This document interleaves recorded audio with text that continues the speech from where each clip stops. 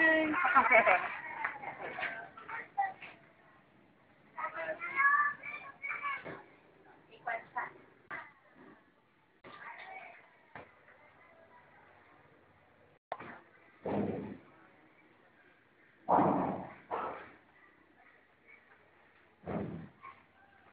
Smile. Yan, good.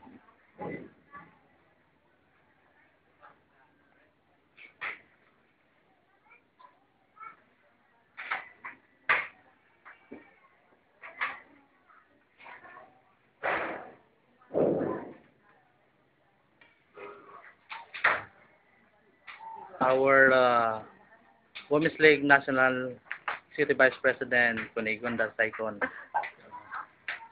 Yan.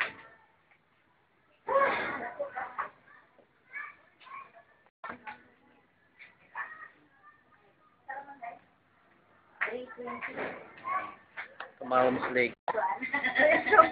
Hello. Hello.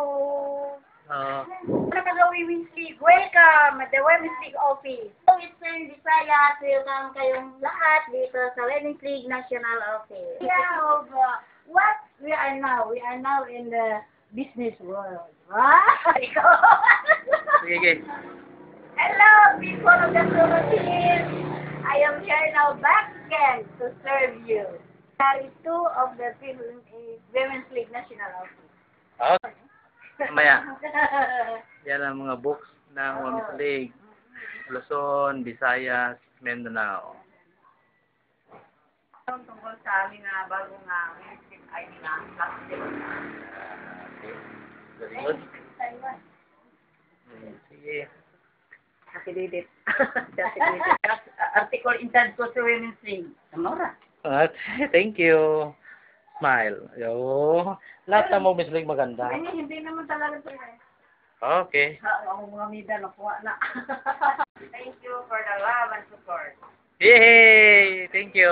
Bye-bye. Kunigonda Saikon, ano yung latest update natin ngayon sa Women's League? Ang latest na update namin sa Women's League ngayon, may nagkaroon na kami ng seminar sa Women's League Development Plan.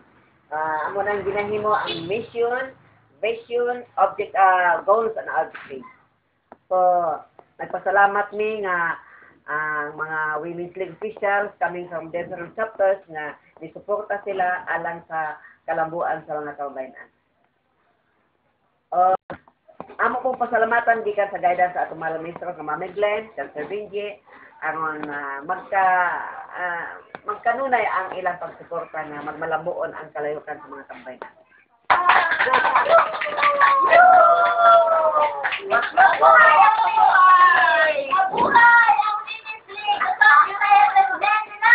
Yay!